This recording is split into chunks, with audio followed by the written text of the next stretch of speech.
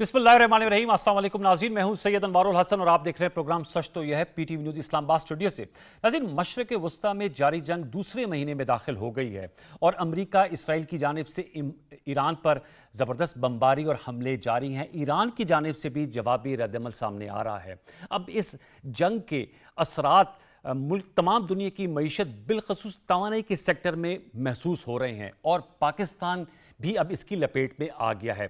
अगरचे petroleum products की तरसील supply chain तो अल्हम्दुलिल्लाह कायम और दायम है, लेकिन जो प्राइसिंग है उसका बोझ जो है वो पाकिस्तान ने पिछले एक माह में बर्दाश्त किया। 129 अरब रुपए की सब्सिडी दी गई, 55 रुपए का एक दफ़ा इजाफा किया था, लेकिन अब चूंकि ब्लैंकेट सब्सिडी नहीं दी जा सकती थी हमारी इकोनॉमिक सिचुएशन की वजह से, इसलिए हुकूमत पाकिस्तान की जानिब से पेट्रोलियम मसनूआत की कीमतों में एक बड़ा इजाफा सामने आया है।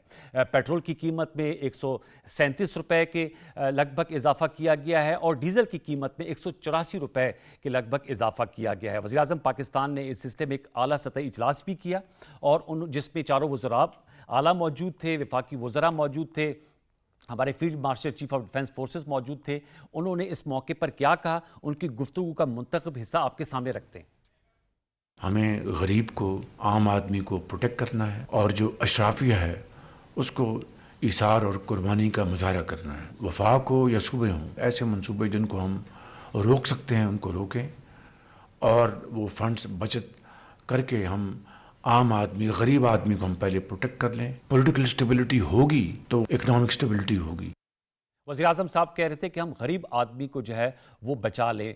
टारगेटेड सब्सिडी दी गई है इस नए पैकेज में, उसकी तफसीलात भी हम डिस्कस करेंगे और साथ में उन्होंने कहा कि पॉलिटिकल स्टेबिलिटी होनी चाहिए। इन नुकात पे गुफ्तगू करने के लिए इस वक्त मुझे ज्वाइन किया है वज़ीर मुमलिकत हैं हुज़ैफ़ा रहमान साहब, आपको हम खुशामदीद कहेंगे प्रोग्राम सचते में, और डॉक्टर फ़रूख सलीम साहब ने भी हमें ज्वाइन किया है, माहिर मईशियात हैं, आपका भी बहुत शुक्रिया। हुज़ैफ़ा रहमान साहब, मैं आपसे जानना चाहूँगा, वज़ीर-ए-आज़म पाकिस्तान की जानिब से जो ऐलानात सामने आए जिसमें उन्होंने कहा कि हुकूमत की हतुल-वसा कोशिश है कि जो हमारे वनरेबल सेगमेंट्स हैं उनको बचाया जाए। हुकूमत ने पेट्रोलियम मसनूआत की कीमतों में बड़ा इजाफा किया है, लेकिन टारगेटेड सब्सिडी भी दी है। बिलखसूस जो बाइकर्स हैं उनको 100 रुपए जो है वो फी लीटर कम 3 माह के लिए जो है वो पेट्रोलियम प्राइसेस में रिलीफ दिया गया है, किसानों के लिए रिलीफ दिया गया है। मैं आपसे जानना चाहूँगा, कुछ इस पर रद्दअमल भी आ रहा है, अवामी रद्दअमल भी आ रहा है, इस पर इख्तलाफ की जानिब से भी कहा जा रहा है कि जो पेट्रोलियम लेवी है उस टैक्सेस में कमी की जा सकती थी।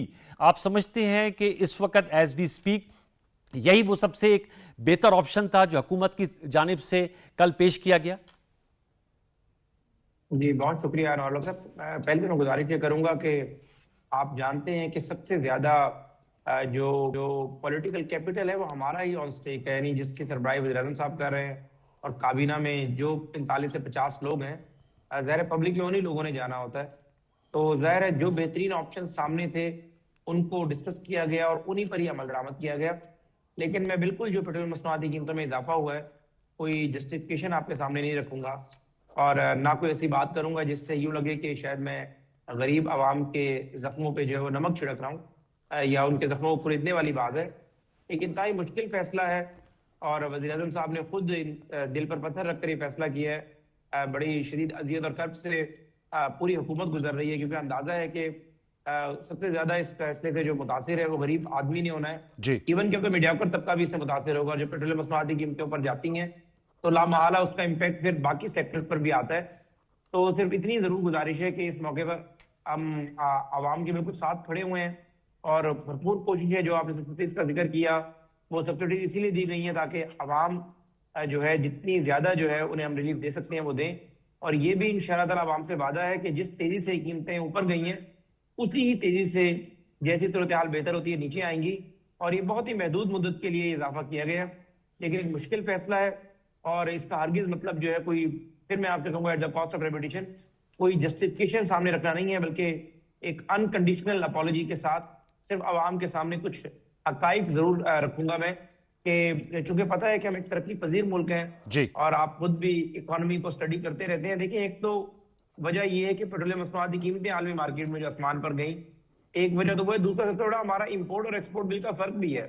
अगर इंपोर्ट बिल आपका उस लेवल पर चला जाए कि आपकी इकोनॉमी में बर्दाश्त ही ना कर सके, یعنی آپ کے ملک سے ڈالر جو ہے وہ زیادہ امپورٹ کی مد میں باہر جا رہا ہو یا آپ نے امپورٹ چیزوں کی پیمنٹ کرنی ہو اور جو ایکسپورٹ ہو وہ کم ہو تو لامحالہ پاکستان جیسی ترقی پذیر ملک کی اکانومی تو برداشت نہیں کر سکتی.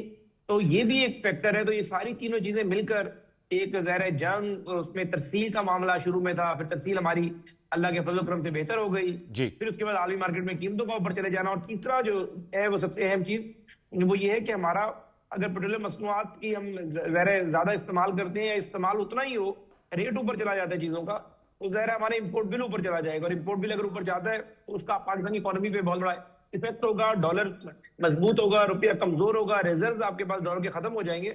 تو ساری چیزوں کو مد نظر رکھتے ہوئے یہ فیصلہ کیا گیا اور ایک بڑا مشکل فیصلہ ہے. بس عوام سے یہی گزارش ہے کہ یہ آزمائشی وقت ہے اور اس آزمائشی وقت کو جو ہے ہم سب مل کر گزارتے ہیں اور انشاءاللہ تعالی جو ہی چیزیں بہتر ہوتی ہیں پورا جو اس کا فائدہ ہے وہ ہم کو دوبارہ منتقل کریں گے. جی اور یہ بھی حذیفہ صاحب بتائے گا، آپ نے بالکل صحیح کہا کہ پیٹرولیم مصنوعات کی قیمتوں میں چونکہ انٹرنیشنلی اضافہ ہوا تھا اس لیے اس کا بڑھانا ناگزیر تھا، لیکن جو ٹیکسز کی بات آتی ہے حذیفہ رحمان صاحب، میں آپ سے جاننا چاہوں گا کہ آپ عوام کی نبض کو سمجھتے ہیں.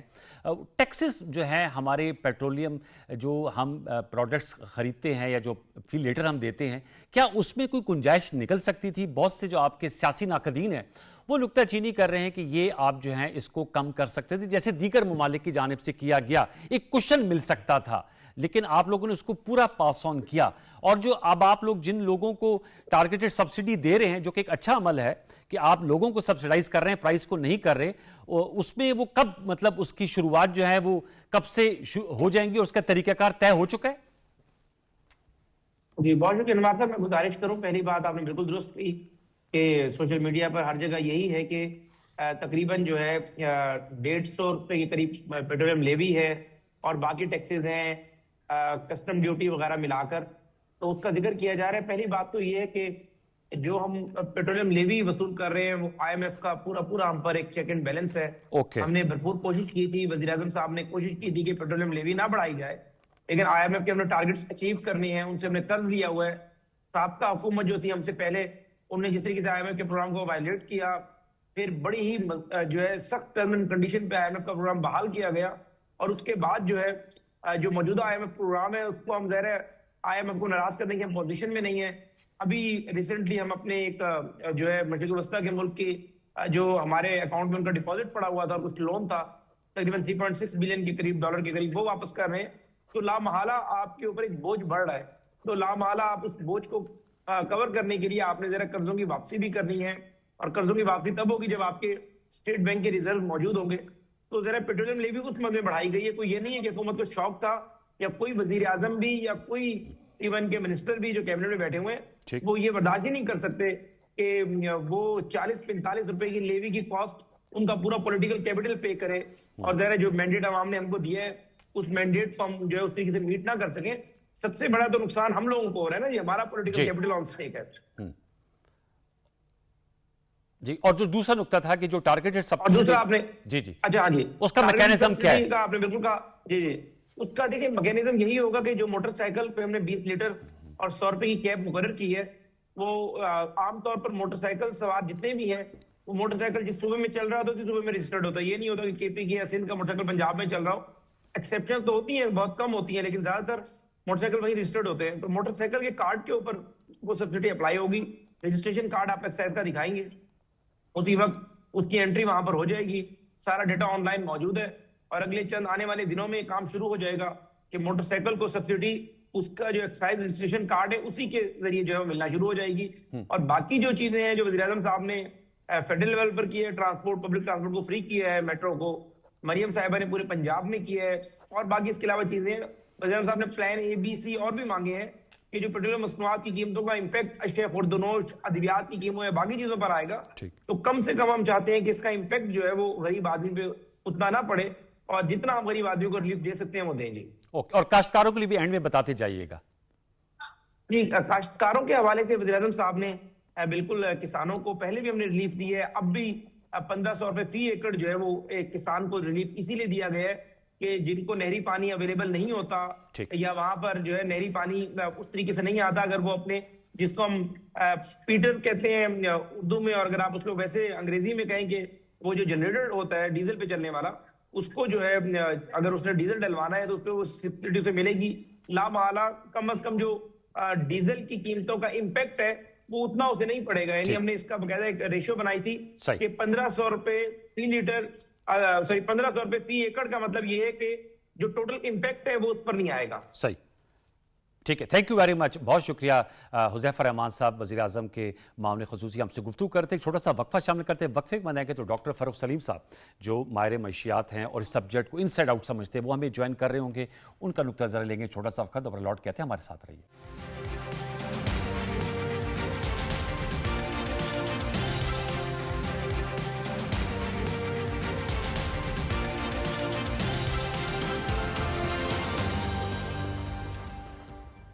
ویلکم بیک ویورز, ہمیں جوائن کیا ہوا ہے ڈاکٹر فاروق سلیم صاحب نے, ان کو ایک دفعہ پھر خوش آمدید کہیں گے. اور اسٹوڈیوز میں ہمیں جوائن کیا احمد منصور صاحب نے, سینئر جرنلسٹ ہیں, اینالسٹ ہیں. ڈاکٹر ماریہ سلطان صاحب ہمارے ساتھ اس وقت زوم لنک پہ موجود ہیں, ماہر بین الاقوامی امور ہیں. تینوں موضوعات کو فارم ویلکم. ڈاکٹر فاروق صاحب, ابھی آپ گفتگو سن رہے تھے حذیفہ رحمان صاحب کی. سر میں آپ کو فالو کر رہا ہوں, چاہے آپ کے آرٹیکلز ہوں یا سوشل میڈیا پہ, آپ یہ جو مشرق وسطیٰ کی وار کا امپیکٹ ہے پیٹرولیم پرائسز پہ, اس پہ آپ تسلسل کے ساتھ کومنٹ کر رہے ہیں.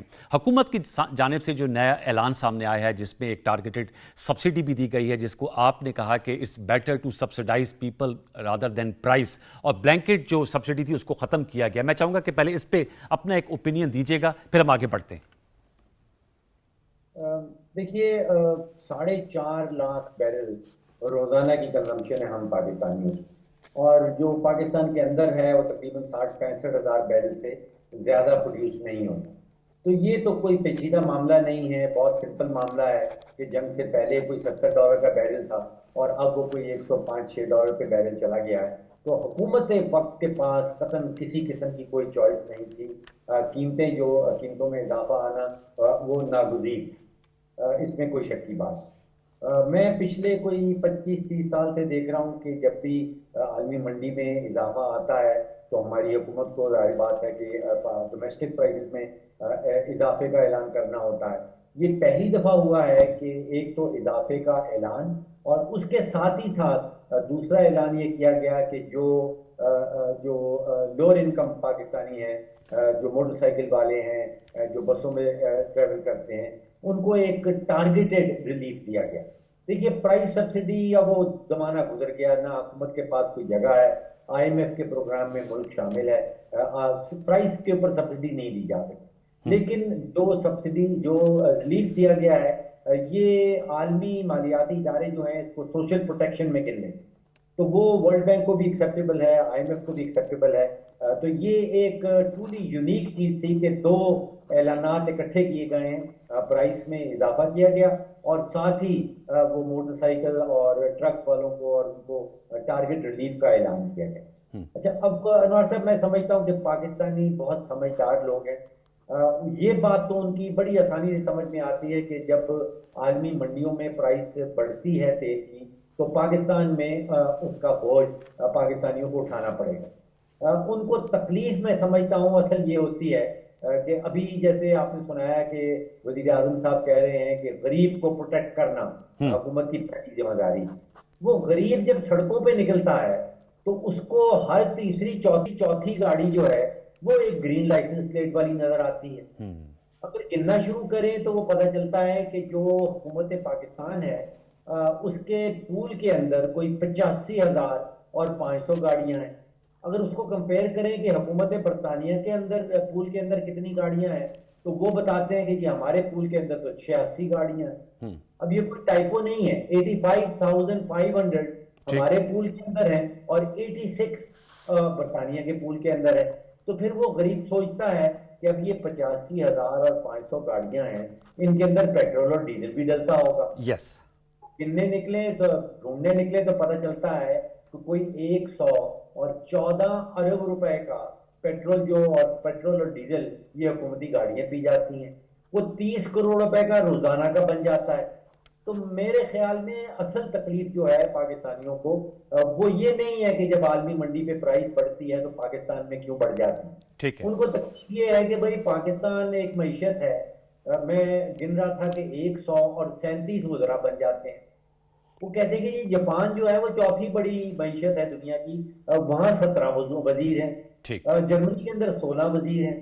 اب ساؤتھ کوریا میں لا لیجئے جو ترقی پذیر ملک ہمارا گیا تھا، اس کی ایکسپورٹ جو ہے نا، ہم کرتے ہیں سالانہ 30-32 ارب کی، وہ ماہانہ کرتا ہے 30-32 ارب کی، اور وہاں وزیر ہیں 19 اور ہمارے ہاں 133. تو اصل پرابلم میں سمجھتا ہوں پاکستان کو یہ بڑا آپ نے اہم نقطہ اٹھایا. میرے خیال میں دیٹس ویری امپورٹنٹ. اس چیز کو ضرور دیکھنا چاہیے. میرے ساتھ ہی رہے گا ڈاکٹر ماری سلطان صاحبہ. ہم بات کر رہے ہیں اس کے امپیکٹ کی اور وہ پاکستان پر آ کر پڑا ہے، اور اسی حوالے سے گفتگو ڈاکٹر فاروق صاحب بھی اپنی رائے دے رہے تھے. میں آپ سے جاننا چاہوں گا، ابھی امریکی صدر ڈونلڈ ٹرمپ نے خطاب کیا اور بڑی توقعات یہ تھی کہ وہ اس خطاب میں شاید ڈی ایسکیلیشن کی طرف جائیں گے یا جنگ روکنے کی بات کریں گے، کیونکہ وہ تواتر سے 1 ماہ سے کہہ رہے ہیں کہ پہلے دن ہی انہوں نے اپنے سارے اہداف حاصل کر لیے تھے. لیکن انہوں نے، چونکہ اس کی بنیادی وجہ اس کرائسس کی وہ جنگ ہے، انہوں نے اپنے جو ایڈریس میں کیا باتیں کی اس کا ہم نے ایک اختصار سے ایک چھوٹا سا حصہ نکالا ہے. پہلے وہ آپ کے سامنے رکھتے، پھر آپ سے جانیں گے کہ آپ کو کیا نظر آ رہا ہے کہ یہ جو کرائسس جس کو آج ہم ڈیل کر رہے ہیں یہ مزید طوالت اختیار کرے گا امریکی صدر ڈونلڈ ٹرمپ کے اس بیان کے بعد، یا آپ اس جو عالمی منظرنامے کو کس طرف جاتے ہوئے دیکھ رہی ہیں؟ ذرا سنائیے گا امریکی صدر کی گفتگو. We're going to hit them extremely hard over the next 2 to 3 weeks. We're going to bring them back to the Stone Ages where they belong. In the meantime, discussions are ongoing. جی، وہ آپ نے سنا کہ وہ کہہ رہے ہیں کہ ہم ہٹ ہارڈ کریں گے، وہ ہٹ ہارڈ کر بھی رہے ہیں، اور وہ کہہ رہے ہیں ہم ایران کو سٹون ایج پہ لے کر چلے جائیں گے. ساتھ میں کہہ رہے ہیں کہ بات چیت کا عمل بھی جاری ہے. تو اس کرائسس کو آپ کس طرف جاتے ہوئے دیکھ رہی ہے ڈاکٹر ماری سلطان صاحبہ، جو اصل جڑ ہے اس تمام چیز کی؟ انور صاحب بہت بہت شکریہ آپ کے سوال کا. دیکھیں، اس کی جو بنیاد ہے، اس کی بنیاد جو ہے 2 چیزوں کے اوپر ہے. جی. ایک تو جو دنیا میں اس وقت اقتصادی ترقی ہے، اور اقتصادی ترقی کے اندر جو امریکہ کا کلیدی کردار تھا اس کے پیچھے 2 محرکات تھے. ایک جو دنیا کے جو تیل ہے اس کو ڈالر میں بیچنا، دوسرا یہ کہ مشرق وسطیٰ اور جو دنیا کی امپورٹنٹ گزرگاہیں ہیں، یعنی جن کو سی لائنز آف کمیونیکیشن کہتے ہیں، ان سب کے اوپر جو ہے ایک طرح سے امریکہ کی عسکری جو ہے بالادستی تھی، یعنی کہ سمندری بالادستی تھی. اس جنگ سے ان کا خیال یہ ہے کہ جو پچھلی 10 سالوں سے جو انہوں نے جنگیں لڑی، مختلف جگہوں پہ جنگیں لڑی، افغانستان میں لڑی، ادھر لڑی ادھر لڑی، انہوں نے جو IMF کا سٹرکچر بنایا جس کے بھی فاروق صاحب بھی باتیں کر رہے تھے، وہ تمام چیزیں جو ہیں اس وقت جو ہے انڈر سیج ہیں. کیونکہ اس وقت دوسری طرف ایک ابھرتی ہوئی ریاست ہے جس کو ہم سب جانتے ہیں، جس کا نام چائنا ہے.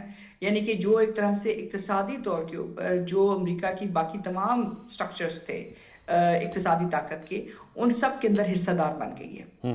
دوسرا پرابلم یہ ہے کہ آہستہ آہستہ جیسے جیسے امریکہ نے سینکشنز لگائیں دنیا کو کنٹرول کرنے کے لیے، امریکہ کے پاس 2-3 ہتھیار ہیں. ایک اقتصادی جو ہے وہ فائنینشیل کوریج دیتے ہیں IMF، ورلڈ بینک اور ان تمام اداروں کے ذریعے. دوسرا وہ جنگیں لڑتے ہیں جس میں وہ اپنی اقتصادی جو بھی ان کی ضروریات ہیں، جو بھی ان کی ترجیحات ہیں، ان کو پروٹیکٹ کرنے کے لیے وہ ملٹری پاور کا بے دریغ استعمال کرتے ہیں. انہوں نے افغانستان میں کیا، انہوں نے ویتنام میں کی، انہوں نے یوکرین میں کی، یعنی کہ ہر جگہ پہ جہاں ان کو لگتا ہے وہ اس کو استعمال کرتے ہیں. نیٹو بھی اسی کی بیسس کے اوپر ہے. اور تیسری طرف جس چیز کو استعمال کرتے رہے ہیں وہ ہے سینکشنز.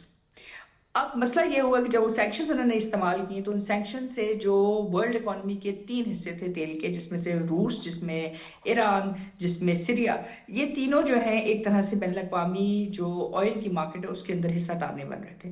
یہ تمام جو چیزیں ہیں وہ ایک طرح سے امریکہ کور کر رہا تھا. اب جو جنگ شروع کی ہے انہوں نے، جس میں بالکل درست بات کی، انہوں نے اپنے جنگی اہداف حاصل کر لیے جو وہ چاہتے تھے. جنگی اہداف یہ تھے کہ جی تمام لیڈرشپ کو ایلیمنیٹ کریں گے، انہوں نے کر دی. اس کے بعد ان کا خیال تھا کہ رجیم چینج ہوئی، کہ رجیم چینج نہیں ہوئی. پھر انہوں نے کہا جی ہمیں ایران کی نیوی کو جو ہے زبردست ختم کر دیا، پہنچایا. وہ بھی انہوں نے پہنچایا نقصان، اس میں کوئی شک نہیں. جی. لیکن اس سے جو ایران کی صلاحیت تھی اسٹریٹ آف ہارمز کو بند کرنے کی، وہ اس کو کچھ نہیں کر سکے. تیسری طرف انہوں نے کہا جی ہم نے ایران کے ویسلز کو انٹرسیپٹ کیا، بالکل انٹرسیپٹ کیا، لیکن کس قیمت کے اوپر؟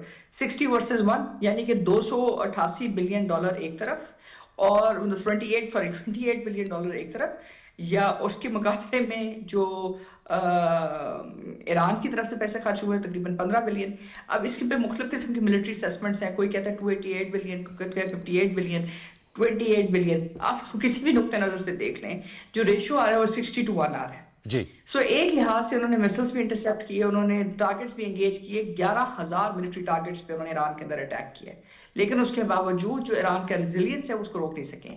अब प्रॉब्लम आ रहा है, क्यों कहते हैं कि हम करंग आइलैंड के ऊपर अटैक करेंगे। अब करंग आइलैंड पे जब आप करेंगे तो उसके बाद असल मसला ये है कि उसको आप होल्ड कैसे करेंगे।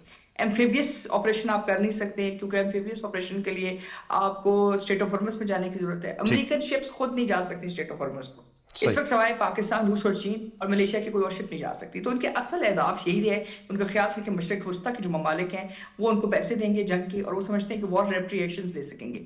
इस वक्त उनके लिए मुमकिन नहीं है अमेरिका के लिए कि वो जंग रोक सकें।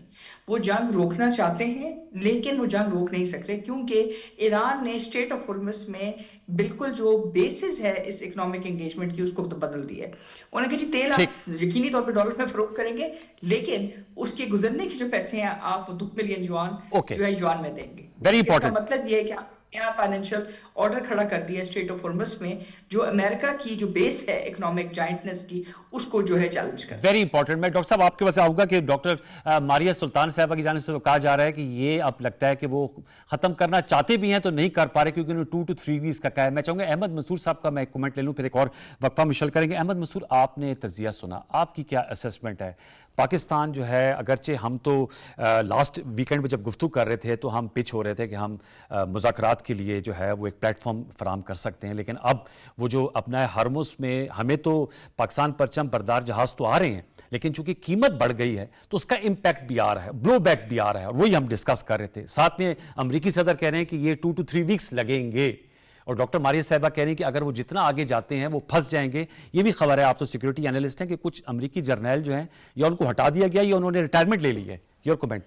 जी बिल्कुल नवारुल हसन साहब, ये जंग जो शुरू जब की गई है तो अब ये बिल्कुल सामने आ गया है कि इस जंग को ख़त्म करने का जो प्लान है वो जंग शुरू करने वालों ने नहीं बनाया था, या उनके पास नहीं था, या तो जो कहते हैं 2 से 3 वीक्स वो वैसे ही कह रहे हैं जो उन्होंने शुरू स्टार्ट लिया था। देखिए वो तो शुरू में हफ्ता 10 दिन की भी बात की थी प्रेसिडेंट ट्रम्प ने, जब ये जो स्ट्राइक शुरू की थी, तो अब तो 35 दिन हो गए। और अब देख लें, अभी वो फौजी अहदाफ आप तबाह कर चुके हैं, जो उनकी लीडरशिप है उसको एलिमिनेट कर चुके हैं, आप जोहरी अहदाफ हासिल कर चुके हैं। अब आपके मकासद हल नहीं हुए तो आप इंफ्रास्ट्रक्चर सिविलियन है उसके ऊपर गए हैं। देखिए ये किस चीज की निशानदेही करता है कि आपके अंदर बेचैनी है, आप परेशान हैं, और उसमें क्या, और ईरान के पास एक ही हल है इस सारे मामले में मजीद परेशान करने का, वो है मुजाहमत अपनी बरकरार रखे।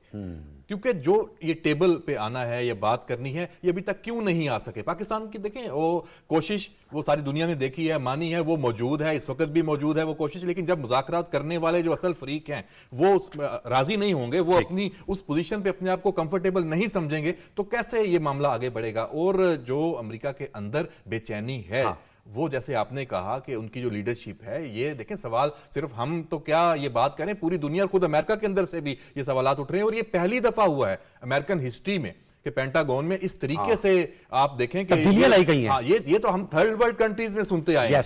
तो ये क्यों, और जंग के दौरान और चीजें सारी इस तरह, इसकी इंप्लीकेशंस वहां आएंगे। इंप्लीकेशंस पे अहमद आपसे बात करते हैं, छोटा सा वक्फा, क्विक ब्रेक, उसके बाद हम दोबारा लौट के आते हैं। अहमद इसकी इंप्लीकेशन से बात करेंगे और डॉक्टर फरूख सलीम साहब से पूछेंगे कि ये क्राइसिस या ये जंग आगे बढ़ती है, चलती है, तो फिर ये कीमतें कहां जाएंगी और उसका फिर वे आउट और या अल्टरनेटिव क्या है। छोटा सा वक्फा, दोबारा लौट के आते हैं, हमारे साथ रहिए।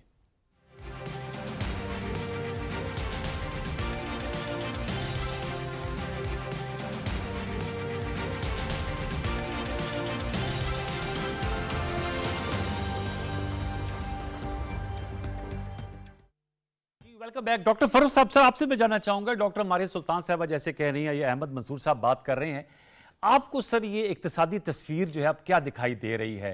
क्योंकि हम तो अपना ज़्यादातर जो ऑयल है वो स्टेट ऑफ हॉर्मुज से में आता है, सऊदी अरब की जानिब से रेड सी से भी हमें सप्लाईज आ रही हैं, लेकिन जैसे अमरीकी सदर कहते हैं कि जिसने तेल लेना है वो जाकर खुलवा ले अपना हॉर्मुज। अब तो वैसे यूनाइटेड नेशन में वोट होना था, वो अगले हफ्ते तक चला गया है अपना हॉर्मुज के खुलवाने या खुलने के हवाले से। How do you see the crisis? मैं इकोनॉमिक क्राइसिस की बात कर रहा हूँ कि आने वाले दिनों में मजीद खुदा ना खास्ता क्राइसिस में अगर हम जाते हैं तो ये तो पेट्रोल अब मतलब 498 रुपए का हो गया है, वो तो एक आम पाकिस्तानी के लिए अफोर्डेबल नहीं है, और डीजल 520 रुपए का हो गया है फी लीटर। मामला कहाँ जाते हुए दिखाई दे रहा है आपको डॉक्टर साहब? جی انوار صاحب، دو باتیں ہیں. دیکھیے پہلی بات تو یہ ہے کہ صدر ٹرمپ 36 گھنٹوں کے اندر 36 ڈفرینٹ بیانات دیتے ہیں اور ہر بیان کی جو سمت ہوتی ہے وہ الٹی یا ٹیڑھی ہوتی ہے. ان کے بیانوں سے تو آپ کچھ نہیں کر سکتے. معاملہ یہ ہے کہ اگر آپ کوئی زمینی حقائق سامنے رکھیں تو زمینی پہلی حقیقت یہ ہے کہ تقریباً 20 سے 22 ہزار انٹرسیپٹر جو ہیں وہ اسرائیل اور امریکہ کے ابھی استعمال ہو چکے ہیں. ایران جو ہے اس کے پاس کہا جاتا ہے کہ جنگ سے پہلے کوئی 400 کے قریب لانچر تھے اور ان میں سے تقریباً 200 سے 250 جو ہیں وہ ضائع کر دیے گئے. تو پریشر دونوں طرف بہت شدید ہے. اگر تیل کی قیمت جیسے آپ کہہ رہے ہیں کہ شاید 120 $125 پہ جاتی ہے تو امریکہ کی معیشت اور باقی مغربی ممالک کی جو اکانومیز ہیں وہ اس کو برداشت نہیں کر پائیں گے. ایران کی اندرونی حالت اس وقت یہ ہے کہ لگ بھگ 45 سے 50% وہاں پہ ریٹ آف انفلیشن ہے. آپ اندازہ کیجئے کہ پاکستان میں 6-7% ہوتا ہے تو ہماری چیخیں نکل جاتی ہیں. تو وہاں تقریباً 45 سے 50% تک انفلیشن. بڑے بڑے شہروں میں کوئی 8 سے 10 گھنٹے کی لوڈ شیڈنگ اس وقت ایران کے اندر ہو رہی ہے. تو جو پریشر ہے وہ دونوں جو اس وقت جنگجو ہیں جو لڑ رہے ہیں دونوں کے ممالک کے اندر ہے. سیاسی بھی ہے، معاشی بھی ہے اور فوجی بھی ہے. تو دونوں طرف سے کوشش یہ ہوگی کہ ہماری کسی طرح سے فیس سیونگ ہو جائے. دونوں پبلک پوسچر تو یہ لے بیٹھے ہیں کہ جی ہم بہت تکڑے ہیں. ایران بھی یہ کہتا ہے، اس کا بھی یہ کہتا ہے اور دونوں یہ کہتے ہیں کہ جی ہم تو سیز فائر کے لیے تیار نہیں. اور اصل بات یہ ہے کہ دونوں اس وقت نظر جمائے بیٹھے ہیں اسلام آباد کے اوپر کہ اسلام آباد کسی طرح کوئی فیس سیونگ جو ہے وہ ان دونوں ممالک کو پرووائڈ کر دے.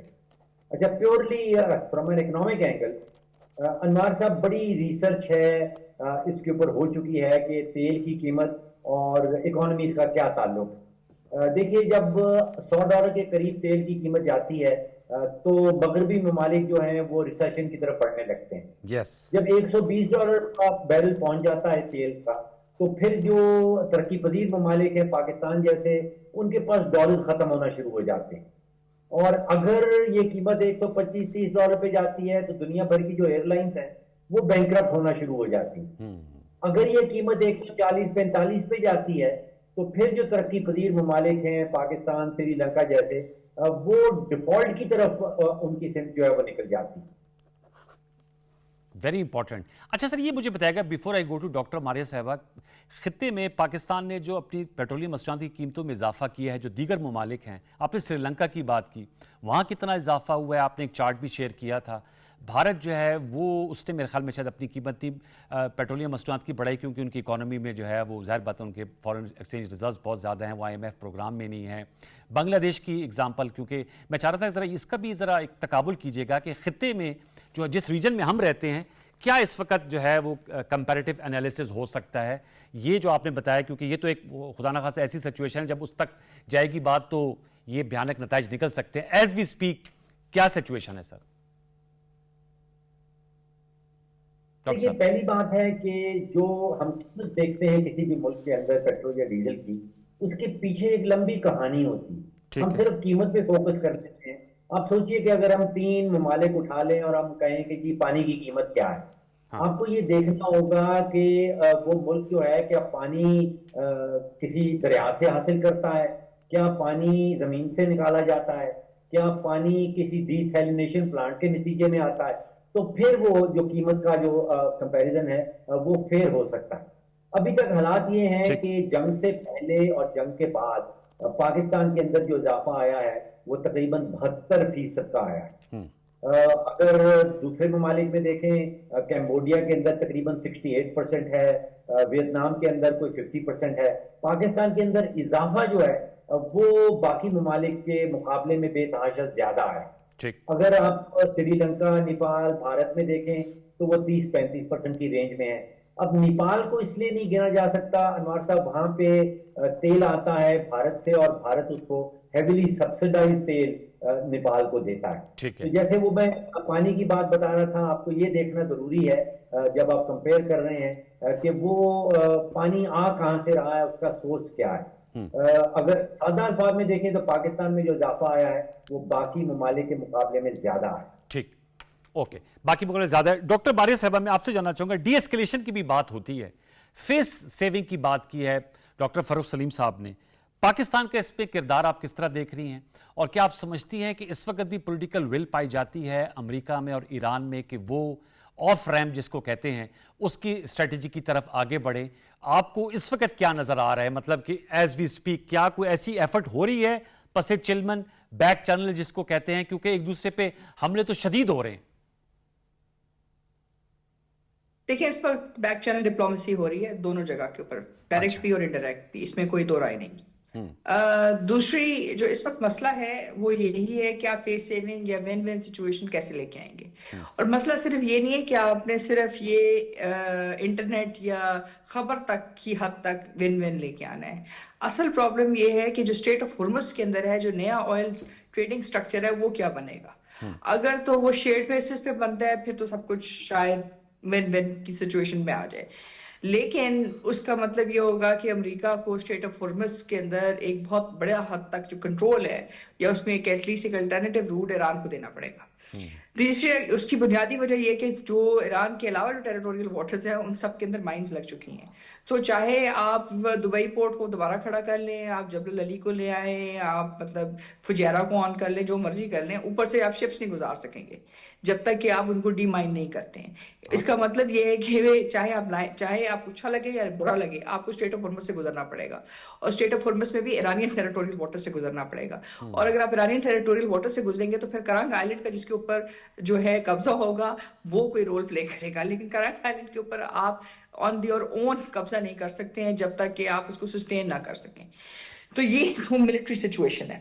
अब इस सिचुएशन के अंदर जो सेविंग ग्रेस है या हो सकती है, जो आप कह सकते हैं वाइल्ड कार्ड हो सकता है मिलिट्री पॉइंट ऑफ व्यू से, वो ये है कि सऊदी अरेबिया की लीडरशिप में पाकिस्तान, सऊदी अरेबिया, इजिप्ट और तुर्की, अगर तो यहाँ एज सिक्योरिटी गारंटर्स आ जाते हैं स्टेट ऑफ हुर्मुज़ में, और उसके बाद मतलब अभी इजिप्ट की शिप्स भी जा रही है, पाकिस्तान की शिप्स भी जा रही हैं, सऊदी अरेबिया की नहीं जा रही हैं, लेकिन अगर ये चारों स्टेट्स यहाँ आ जाती हैं और ईरान के साथ, तो फिर हो सकता है कि आपके पास एक फेस सेविंग सिचुएशन आ जाए जहां अमेरिका भी कहे कि जी मेरे पास एक इंटरनेशनल कोलैबोरेटिव एफर्ट है।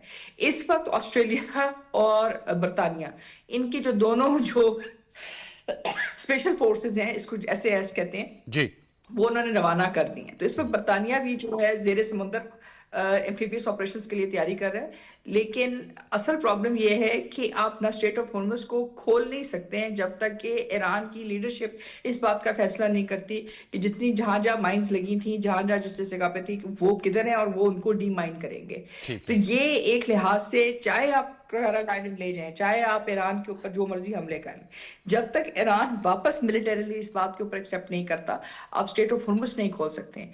तो ये एक सिचुएशन है। तो इसमें ये जो 4 कंट्री अलायंस है और जो इस्लामाबाद प्रोसेस स्टार्ट हुआ है एक तरह से जो चारों वज़राए खारजा की तरफ से, ये एक सेविंग ग्रेस है, एक सिल्वर लाइनिंग है। इसके जरिए आप यकीनी तौर के ऊपर ये एलिमेंट प्ले भी कर सकते हैं और इन कंट्रीज को भी आगे लेके आ सकते हैं, क्योंकि अगर ये कंट्रीज आगे आती हैं तो फिर शायद आप मशरक़ वस्ता के अंदर, अमेरिका के अंदर सबके लिए कोई ना कोई फेस सेविंग लेके आ रही है, क्योंकि नेटो प्ले आउट नहीं करेगी। बरतानिया और ऑस्ट्रेलिया जो है मिलिट्री अलायंस में अमेरिका के साथ खड़े होंगे, लेकिन वो सवाए यहाँ शरअंगेजी के और कुछ नहीं करेंगे। तो आपके पास ऑप्शन और कोई नहीं है इस वक्त गारंटर की। और आखिरी ऑप्शन जो थी वो रूस और चीन की थी, जो यूएन सिक्योरिटी काउंसिल के अंदर थी, लेकिन आपने देखा, जैसे आपने कहा कि यूएन सिक्योरिटी काउंसिल के अंदर जो रेजोल्यूशन है कि जी मुज़ाकरात के जरिए इसका कोई हल ढूंढा जाए, उसको अगले हफ्ते तक के लिए डिले कर दिया है। वो इसलिए क्योंकि अमेरिका चाहता है कि जो करंग आइलैंड है उसके ऊपर वो कुछ ऑपरेशंस कर सके ताकि वो किसी जगह पे नेगोशिएटिंग टेबल पे पहुंच सके। अभी वो नेगोशिएटिंग टेबल पे नहीं है। जी सर, आपने बात सुनी, योर थॉट्स, जो डॉक्टर मारे साहब ने कहा कि इसलिए यूएन में उसकी वोटिंग को भी आगे किया गया। जी बिल्कुल, ये एक साहिब राय है और नज़र भी यही आ रहा है। पाकिस्तान ने गारंटर्स इकट्ठे करने की कोशिश की है और काफ़ी हद तक कामयाब भी हुआ है, लेकिन बात ये देखें, जो 4 वज़राए खारजा इजलास हुआ है, 3 उसमें मिस्र, तुर्किया, लास्ट जो वीकेंड सऊदी अरब और उसके बाद फिर चाइना हम गए, चीन गए। तो बेसिकली तो ये गारंटर्स की बात है। देखें, ये एक स्टोरी आज फिर एक सामने आई है और बड़ी वो ब्रेकिंग है कि उसमें जो अमरीकी जो नायब सदर हैं JD वैंस, वो 2 मरतबा पाकिस्तान आने के लिए वो तैयार थे और लेकिन नहीं आए। क्योंकि वहाँ जो एक ब्रेक थ्रू होना था वो नहीं हुआ और वो ईरान की वजह से नहीं हुआ। अब ईरान और अमेरिका दोनों जो अपनी अपनी पोजीशंस पर मौजूद हैं, देखें राब्ते हुए हैं مذاکرات میں براہ راست ایک میز پر تو نہیں بیٹھے، لیکن پاکستان کے ذریعے اور جو گرنٹرز ہیں ان کے ذریعے ایران اور امریکہ کے درمیان آپس میں جو ان کی میسیجنگ ہے وہ تو کنوے ہوئی ہے، سب کے سامنے ہے، لیکن وہاں سے پھر آگے بات نہیں چلی، کیونکہ جو امریکہ کا سٹانس ہے وہ آپ کو پتہ ہے، وہ وہاں سے بالکل وہ چاہتا ہے کہ 100% اس کی جیت ہو، وہ ٹیبل پہ سے بھی جیت کے اٹھے، تو ایران کو یہ بالکل یقینی طور پہ قابل قبول نہیں ہے۔ اور جو اپنے ہرمز کی جو بات ہے وہ مین اس لیکن سارا جو فسانے میں پہلے جغاز میں جو معاملہ نہیں تھا، اب سارا کچھ وہیں پہ آ کے ٹوٹا ہے کہ ادھر وہ اوپن ہونا ہے، وہ نہیں ہونا، وہاں سے تیل کس کا گزرنا ہے، ٹیکس کس نے لینا ہے، کنٹرول کس کا ہونا ہے، ساری بات تو اس کے اوپر آ گئی ہے۔ تو اس لیے اور ایران وہ اس کا وہاں پہ ابھی کنٹرول ہے، وہ وہاں پہ اس نے جس طرح جیسے ڈاکٹر صاحبہ نے بتایا ہے کہ وہ جو ان مائننگ ہے یا ڈی مائننگ ہے وہ جب تک کیسے وہ ایران کی مرضی کے بغیر اب نہیں ہو سکتا۔ پاکستان کے نام سے جو بیلنسنگ ایکٹ کیا جا رہا ہے اس کو آپ کس طرح دیکھتے ہیں؟ کیا اس کے ہمیں ڈیویڈنڈ مل رہے ہیں؟ نہیں مل رہے۔ دیکھیں پاکستان میں میرا خیال ہے پاکستان نے شاید یہ اور یقینی طور پہ اپنے کسی فائدے کے لیے یہ کوشش نہیں کی۔ یہ دیکھیں دنیا کو اس کا احساس کرنا چاہیے، یہ صرف اور صرف اس پورے خطے کے لیے، اپنے دوست ممالک کے لیے، اور آپ جب کہتے ہیں نا کہ آپ اسٹریٹجک الائز ہیں تو آپ نے صرف جنگ میں یا کسی امن میں ساتھ نہیں جانا ہوتا، آپ نے جنگ سے بچانا بھی ہوتا ہے اس پورے خطے کو، سب کو، ہمارے جتنے عرب ممالک بھی ہیں دوست۔ اب دیکھیں یہاں بھی جی ڈاکٹر صاحب آپ کچھ، میں آتا ہوں آپ کے پاس۔ میں صرف ایک چھوٹی سی بات کروں گی، میں ٹوٹلی اگری، کیونکہ دیکھیں جتنا بڑا خطرہ تھا وہ یہی تھا کہ اگر سعودی عربیہ پاکستان بھی جو ہے اس جنگ کے اندر کود پڑتے، چاہے ایس ٹی ایم اے کے تھرو، چاہے کسی بھی وجہ سے، یا گلف کنٹریز اس میں کود پڑتی، تو آپ تو اس ریجن کو آگ سے نکال ہی نہیں سکتے تھے۔ تو یہ اتنی بڑی پاکستان کی کنٹریبیوشن ہے اس خطے میں امن کے لیے، دنیا کے امن کے لیے، اس جنگ کو ایک دنیا کی جنگ نہ بنانے کے لیے، کہ آپ چاہے جو ہو کچھ بھی ہے، اس وقت جو جنگ کے شروع کے ایکٹرز تھے ابھی بھی آخر میں وہی ایکٹرز کھڑے ہوئے ہیں جو جنگی میدان میں، جس میں امریکہ، اسرائیل اور جو ہے ایران۔ باقی جو ایکٹرز ہیں جیسے آپ مطلب عراق کی بات کرتے ہیں، یمن کی بات کرتے ہیں، وہ non state actors as such مطلب آپ کہہ سکتے ہیں اس کے اندر زیادہ لیوریج ہے سوائے عراق کے۔ لیکن امپورٹنٹ بات یہ کہ آپ نے گلف ریجن کو اور اس ریجن کو آپ نے ایک بہت بڑی جنگ میں نہیں تبدیل کیا، اور یہ پاکستان کی بہت بڑی کنٹریبیوشن ہے، کوئی کم کنٹریبیوشن نہیں ہے۔ ٹھیک جی، آپ اپنی بات کنٹینیو کیجیے۔ جی بالکل، اور اس میں دیکھیں اس میں ہر ملک کی اپنی اپنی پالیسی ہے، اور ان ملکوں کی جو پالیسی ہے اور وہ ابھی تک کھل کے اب سامنے بھی آ رہے ہوں گے، اب ہمیں اور آپ کو تو نہیں پتا، جو آپس میں ٹاکس ہو رہی ہیں، جو چیزیں چل رہی ہیں، تو اس میں پاکستان کے اوپر بہت پریشرز تو ہیں، یہ ہے تو ایک اوپن سیکرٹ ہے۔ اب ہماری جو اکانومی صرف پیٹرول کی بات نہیں ہے، ہم نے تو قرضے لیے ہوئے ہیں، ہمارے پاس جو ریزروز ہیں، ٹھیک ہے، حذیفہ صاحب بھی کہ آئی ایم ایف کی بھی کڑی شرائط ہیں، اور انہوں نے ہنٹ بھی دیا تھا کہ اور ہمارے دوست ممالک ہیں ان کے $3.5 ارب جو ہیں وہ واپس اور ہم واپس کر رہے ہیں۔ ہم نے کہا اس سٹیج پہ واپس کرنے کا مطلب کیا ہے کہ پاکستان کی جو خارجہ پالیسی ہے آزاد ہے، اس پہ کوئی اثر نہ ہو کسی بھی چیز کا۔ تو پاکستان کی جو لیڈرشپ ہے اس کے وہ کس دباؤ کا سامنا کر رہی ہے، تو اس کو پھر پوری قوم کی سپورٹ کی ضرورت ہے، اس ملک کے تمام جو فریق ہیں، اور پھر دنیا کی سپورٹ کی ضرورت ہے، کیونکہ دنیا کو امن کے لیے پاکستان یہ کوششیں کر رہا ہے، دنیا کے امن کے لیے، دنیا کو خطے کو جنگ سے بچانے کے لیے۔ اور جو ایک بات ہے، ساری جو دنیا کی جتنے جو وار اینالسٹ ہیں، ڈاکٹر صاحبہ سے لے کے جو سارے جو موجود ہیں ان سے پوچھ سکتے ہیں، جنگ کے بعد کا منظرنامہ وہ کتنا خوفناک ہوتا ہے، اس کا کوئی احساس کرے کہ یہ چلیں اس معاملے میں آپ جنگ میں آپ رہتے ہیں، آپ کہتے ہیں یہ چلیے ایران کو اگر الٹیمیٹ آپ نے شکست کرنی ہے، دینی ہے، تو اس کے بعد کیا ہوگا؟ اس یہ پورا ریجن یہ تو ترقی اور خوشحالی کا پورا ایک وہ بن کے آ رہا تھا، علامت بن کے آ رہا تھا۔ آپ اب کھنڈرات کی بات ہو رہی ہے اور اب آپ کو سٹون ایج کی دھمکیاں مل رہی ہیں۔ بالکل، تو دیکھیں اس میں پھر کون، امریکہ تو یہاں سے نکل جائے گا، یہ ایک گراؤنڈ ریالٹی ہے۔ اچھا، وہ یہاں تو نہیں بیٹھا، یہ خطہ کس کا ہے، کن ملکوں کا ہے، ان ملکوں نے فیصلے کرنے ہیں اپنے، تو انہوں نے بہت بردباری سے، سمجھداری سے یہ فیصلے کرنے ہیں، جنگ سے بچنا ہے۔ ٹورڈز یہ ڈاکٹر ہمارے صاحب اپنا پروگرام کلوز کریں گے، آپ کس طرح دیکھ رہی ہیں؟ آپ اس جنگ ابھی تو چل رہی ہے، لیکن آپ گلف کی پالیٹکس، مڈل ایسٹ کی پالیٹکس پہ جوہری تبدیلی دیکھ رہی ہیں جب یہ ختم ہوگی؟ یقینی طور پہ یو اے ای امریکہ اسرائیل جو ہے وہ ایک سیکورٹی کوریڈور کا حصہ ہیں، تو وہ ایک دوسرے کے ساتھ کھڑے رہیں گے. سعودی عربیہ اور عمان اور جو باقی گلف کے ممالک ہیں وہ فیصلہ کریں گے کہ وہ خطے کے امن کی طرف جائیں گے. اس میں ان کا سب سے بڑا جو پرابلم ہوگا وہ یہی ہوگا کہ جو لنکیج ہے ڈالر کی تیل کی خرید و فروخت کے ساتھ اس کو کیسے بیلنس آؤٹ کریں گے. تو آج نہیں تو کل 2 months down the line 3 months down the line آپ کو نئے آئل ٹریڈنگ رولز جو ہیں ایٹ لیسٹ ان کی بات چیت جو ہے زیادہ مطلب نظر آئے گی، کیونکہ یہ سیکیورٹی پوائنٹ آف ویو سے، اکنامک پوائنٹ آف ویو سے یہ پالیسی اب سسٹینیبل نہیں رہے گی امریکہ کے لیے کہ وہ اس جگہ پر رہے، کیونکہ جب تک امریکہ اس خطے میں رہے گا اور ایران میں کسی بھی قسم کی فارمیشن رہے گی تو یہاں امن نہیں آ سکے گا. امن نہیں آ سکے. بہت شکریہ، thank you so much doctor مارز سلطان صاحب آپ کا، ڈاکٹر فاروق سلیم صاحب آپ کا، احمد منصور صاحب آپ کا بہت شکریہ، اور حذیفہ رحمان صاحب نے ہمیں شروع میں جوائن کیا تھا. ویورز، انتہائی پیچیدہ صورتحال ہے، پاکستان کے داخلی ایشوز ہیں، ہمیں اس پہ فوکس کرنا ہے کہ عوام کو کس طرح زیادہ سے زیادہ ریلیف دیا جا سکتا ہے. ٹارگیٹڈ سبسڈیز کا اجرا کر دیا گیا ہے وفاقی حکومت کی جانب سے، پنجاب حکومت کی جانب سے، سندھ حکومت کی جانب سے. اب دیکھتے ہیں کہ خیبر پختونخوا بلوچستان حکومتیں اس میں کیا اپنا حصہ ڈالتی ہیں، کیونکہ اہم میٹنگز ہوئی ہیں جس میں کہا گیا ہے کہ جو بھی ترقیاتی منصوبے ہیں ان کو روک دیا جائے، کیونکہ اس وقت سارا فوکس یہ ہے کہ عوام کو اس مشکل معاشی معاملات میں جو ہے وہ جتنا ریلیف دیا جا سکتا ہے اسے دے سکیں.